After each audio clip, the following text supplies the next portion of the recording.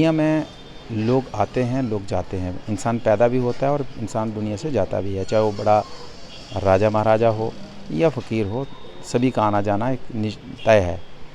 तो मेरा कहने का मतलब ये है कि इंसान आता जाता है लेकिन विचारधारा आती जाती नहीं, विचारधारा जो कायम रहती है। तो मैं ये भरोसे से कह सकता हूँ कि भीम सिंह जी की जो विचारधारा है वो कायम रहेगी। बलवंत जी, मुझे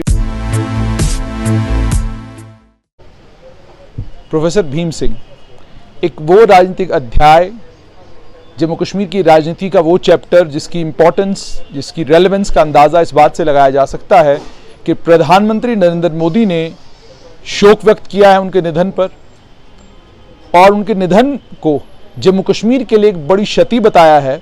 और सिर्फ इतना ही नहीं, बल्कि लगभग सभी राजनीतिक दलों के बड़े नेता ये कह रहे हैं कि प्रोफेसर भीम सिंह जम्मू कश्मीर की राजनीति में एक बहुत अहम आदमी थे।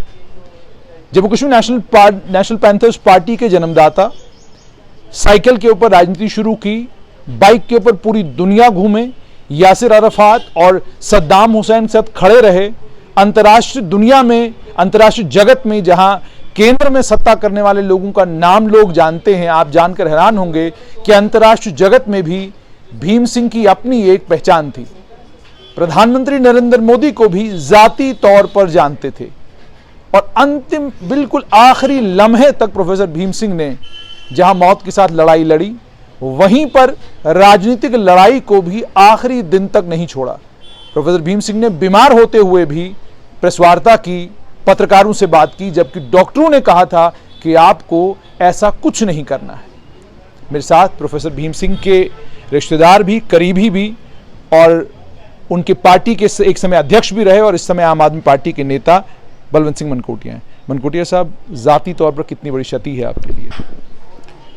देखिए, पॉलिटिकल गुरु भीम सिंह जी हमारे थे, और आप समझ सकते हो कि जब किसी का राजनीतिक गुरु जो है दुनिया से विदा ले तो उसको कितना दुख होगा। तो इसका मुझे लगता है इसको बयां करने की गुंजाइश नहीं है। कहाँ से आपको राजनीति में लाए थे? मैं एक्चुअली स्टूडेंट पॉलिटिक्स में काफ़ी एक्टिव रहा हूँ, लेकिन मैंने कभी नहीं सोचा था कि हम ये वोट बैंक की पॉलिटिक्स में आएंगे। तो 1996 का चुनाव आया, चूँकि यहाँ 10 साल तक तो ये मिलिटेंसी की वजह से 87 से 96 तक तो पॉलिटिकल प्रोसेस जो है हेल्ड अप था जम्मू कश्मीर में। 96 का चुनाव आया, तो चुनाव से लगभग एक 1.5 महीना पहले भीम सिंह जी की तरफ से मैसेज आता है कि आपको कंटेस्ट करना है। तो मैंने अपने दोस्तों से पूछा कि ऐसे ऐसे भीम सिंह जी कंटेस्ट करने के लिए कर रहे हैं असेंबली का चुनाव, तो क्या करना है? उन्होंने कहा लड़ लो। वो हमारी तरह थे, कॉलेज के लड़के। तो वो चुनाव लड़ा और उसमें हमें 600-700 वोट मिले। तो वो एक टर्निंग पॉइंट था हमारा लाइफ का, कि हमें अब एक टारगेट फिक्स कर लिया कि नेक्स्ट वाइक कंटेस्ट करना है और विन करना है। तो वो एक, मैं कहूँगा कि भीम सिंह जी हमारे गुरु हैं, जिन्होंने एक उंगली पकड़ के हमें इस पॉलिटिकल फील्ड में लाया। तो वो एक हमारा टर्निंग पॉइंट था। लेकिन बलवंत जी, भीम सिंह जी का निधन हो चुका है। अस्पताल में भी हमने देखा कि आप आते जाते रहे, परिवार के लोग भी थे, बाकी लोग भी थे, सभी लोग आते जाते रहे भीम सिंह के पास। बड़ी बड़ी राजनीतिक हस्तियां वहां पर पहुंची। हालांकि आज उनका निधन हुआ है, सवाल पूछना बनता नहीं, लेकिन हालात इस तरह के हैं कि पूछना मजबूरी है, क्योंकि जो विरासत वो छोड़कर गए हैं, उस विरासत का अब क्या होगा?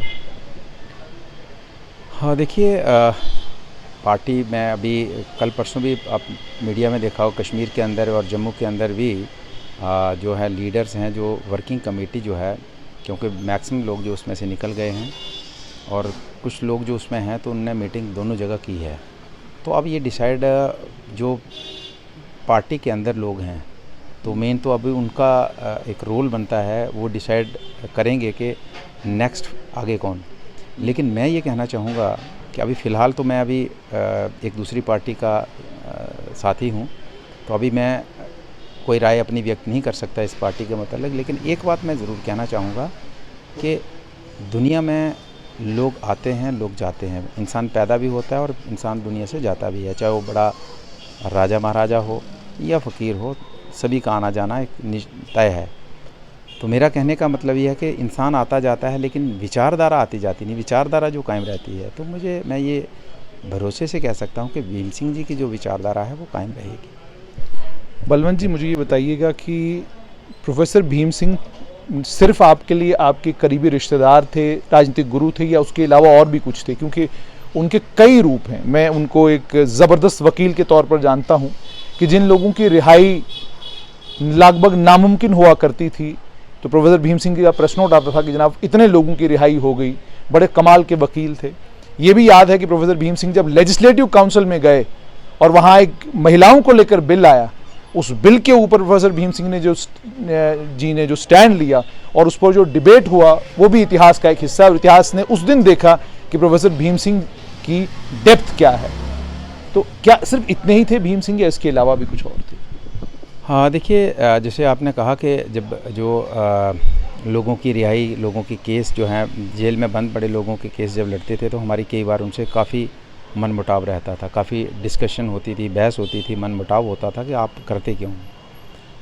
तो वो अक्सर ये कहते थे कि मैंने पार्टी जो है ये सिर्फ मैंने वोटों के लिए नहीं बनाई है, ये पार्टी मैंने इंसानियत के साथ दुनिया के किसी भी कोने में जब जुर्म होगा तो उसके साथ खड़ा होना मेरी जिम्मेदारी बनती है। एज ए ह्यूमन बीइंग मुझे उसके साथ खड़ा होना है। तो जब उनको कहते थे केस क्यों लड़ते हो, तो कहते कि एक आदमी, उसने जो भी क्राइम किया है उसको उस क्राइम की सज़ा मिल गई है, 10 साल की सज़ा मिली है और वो 20 साल तक जेल में रहता है, तो आप जस्टिफाई कैसे करोगे कि एक क्राइम की सज़ा ही 10 साल है, कोर्ट ने उसको 10 साल का उसको सज़ा सुनाई है और वो 20 साल से जेल में है, तो क्या मुझे उसका केस लड़ना नहीं चाहिए। तो उनका जो तर्क था वो अपने हिसाब से एज ए स्टेट्समैन ठीक है, देखें पॉलिटिकल लेवल पे बहुत बड़ा डैमेज रहता था पार्टी को, लेकिन मैंने कहा कि उन्होंने इंसानियत का जो मैसेज दुनिया में देने का जो एक बीड़ा उठाया था उसको दिया। उसको पॉलिटिकल उनको नुकसान हुआ, बेनिफिट हुआ, उन्होंने उसकी परवाह ही नहीं की। डैमेज हुए, सोशली डैमेज हुए, पॉलिटिकल डैमेज हुए, लेकिन उन्होंने परवाह की नहीं है। तो अपना एजेंडा उन्होंने कायम रखा, अपने मिशन जो कायम रखा। तो इसलिए मैं ये कहना चाहूँगा कि भीम सिंह जी का एक पर्सनल, मैंने कहा कि एक रिलेशन था और बड़े रूप, जो ठीक कहा आपने, बड़े रूप देखे हैं। जैसे प्रधानमंत्री जी ने ट्वीट किया है, तो भीम सिंह जी ही एक ऐसे इकलौते जम्मू कश्मीर के नेता थे कि जिन्होंने जम्मू कश्मीर के इतिहास के एक एक नुक्ते को डीपली स्टडी किया है और पूरे जम्मू कश्मीर को अपने कदमों से नापा है, स्टडी भी किया है और नापा भी है, प्रैक्टिकल भी है और थ्योरेटिकल भी है, उनके पास नॉलेज था। अंत में बलवंत जी मुझे ये बताइएगा कि प्रोफेसर भीम सिंह के देहांत के बाद जम्मू के लिए कितनी बड़ी क्षति है, क्योंकि जम्मू को रिप्रेजेंट करने वाला एकमात्र दल, अगर ये माना जाए क्षेत्रीय दल अगर कोई था तो Jammu Kashmir national panthers party है, तो ये कितनी बड़ी क्षति जम्मू के लिए? डेफिनेटली, देखिए, आने वाले समय में आपको बड़े लोग MLAs बनेंगे, बड़े पावरफुल MLA हो सकते हैं, मंत्री पावरफुल हो सकते हैं, लेकिन लीडर बनना अलग चीज़ है। MLA बनना, रातों रात किसी बड़ी पार्टी की हवा चली, टिकट मिली, आप MLA बन गए, पावरफुल MLA बन गए, मंत्री पावरफुल बन गए, मुख्यमंत्री पावरफुल बन गए, लेकिन लीडर होना अलग बात है। और भीम सिंह जी ने सारी ज़िंदगी जो स्ट्रगल किया है और उस स्ट्रगल की वजह से लीडर बने हैं वो। तो लीडर होना, लीडर पैदा करना, लीडर तैयार करना बहुत मुश्किल है और जम्मू के लोगों ने एक बहुत बड़ा, हम सब लोगों ने एक बहुत बड़ा लीडर जो है खो दिया है। पावर वाले लीडर तो आते जाते रहते हैं, लेकिन ऐसा लीडर जो पूरी जम्मू कश्मीर का नॉलेज रखता हो, हिम्मत से बात करता हो, दुनिया तक जम्मू कश्मीर का मैसेज देता हो, देश में मैसेज देता हो, पुख्ता तरीके से देता हो, ऐसा मुझे लगता है कि बड़ा जल्दी कोई ऐसा शख्सियत दोबारा पैदा होने की गुंजाइश लगती नहीं है और बहुत बड़ा नुकसान जो है, पर्सनल नुकसान पूरे जम्मू के लोगों को और पूरे जम्मू कश्मीर के लोगों को नुकसान है। जम्मू कश्मीर के लोगों के लिए बहुत बड़ी क्षति है प्रोफेसर भीम सिंह का निधन।